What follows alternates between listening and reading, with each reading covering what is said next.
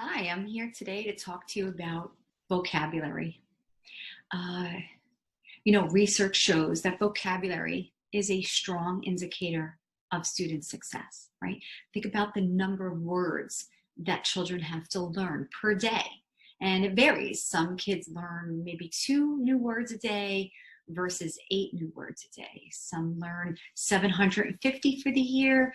Some learn 3,000 for the year. When we think about kids that are disadvantaged, right? Studies are showing that they're only acquiring between actually grades 1 and 3. Economically disadvantaged students show about an increase of 3,000 words per year at the high, whereas middle class students are at 5,000 words per year. So how do we close that gap, right? How do we help them to acquire those words, right?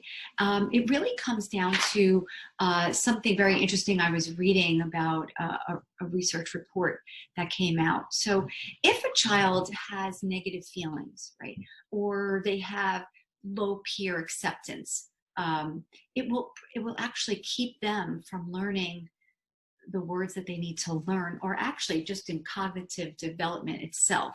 They will not be concentrating on opening up their minds and learning. They'll be focusing on those issues. So that's really important that we build a culture, that we create a culture that supports and encourages academic behavior, right? So when we're home, be that model that gets excited about learning, that has fun, learning new words. And of course, reading is so tied to this, right? So the longer that they read, the more time that they spend reading, they're acquiring those new words. And if they're not sure, they could stop and play this kind of fun game that I'm going to show you in a few minutes. But really, vocabulary is such an important skill that they need to have. They need to know what to do when they come to a word that they don't know.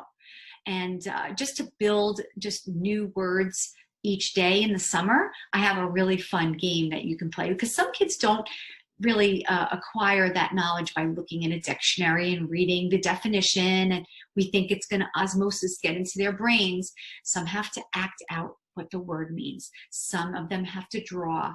And so this fun game using a die, you could roll the die and pick some, So let me just show you.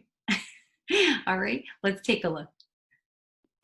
Okay, so yesterday I was talking about blending using the dots and the slide, right? But let's say you want to increase your child's vocabulary, or maybe during their reading of their books for the summer, they come across words they're not sure. So this is a fun way of getting all of the different learners that we have in our children, right? Some are kinesthetic, some are auditory, some like to draw, some like to act out. So this is a perfect sheet to kind of have. I'm going to upload this for you so you have it. But getting, like, again, bought a foam dice. They have dice, package of 2 in the dollar store. How cool is that?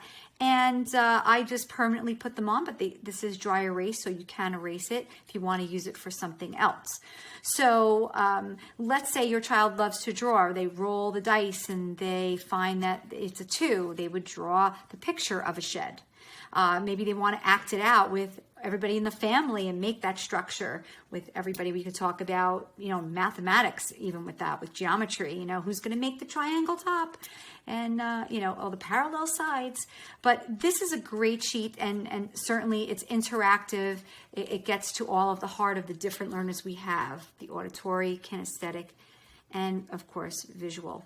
All right, so happy summer. Have a great time learning those vocabulary words.